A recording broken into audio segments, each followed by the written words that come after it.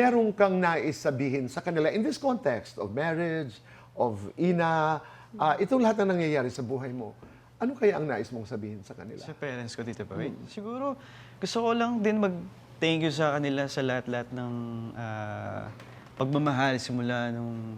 Actually, Tito Boy, hindi naman ako magiging mabait kundi dahil din naman sa kanila kung paano nila ako pinalaki. And may parents kasi sobrang bait din naman po talaga, lalo na si Papa. Si Papa. Oo. Go ahead.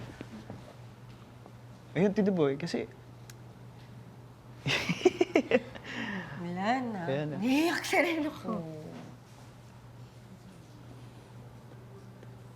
Si Jake kasi, Tito Boy, nakita ko yung struggle niya, especially when his father was very sick. Sobrang hirap talaga.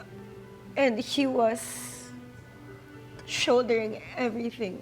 Lahat siya talaga. And he lives in the province kasi, yung family niya, even yung dad niya. And ang laging kinukwento sa amin, kasi syempre he has work, he has taping every week. So we would only go to Subic siguro twice or once a month.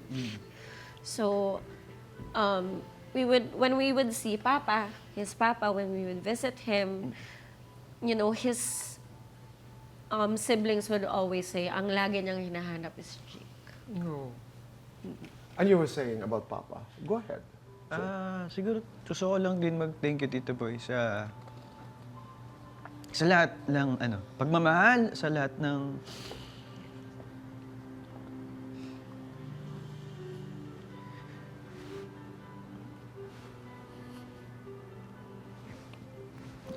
sa pagsalita. Oo, totoo yan. Pinalaki ka ng pagmamahal. Napakahirap sabihin. But, I'm almost tempted to say na napakaganda nung possibilities, napakaganda nung magaganap sa inyong buhay kasi pareho kayong pinalaki sa pagmamahal. Yes, Tito Boy. Pareho kayong pinalaki sa pagmamahal. Siguro masasabi ko lang, Tito Boy, kapag dumating man yung panahon na talaga, sana makita ko sila.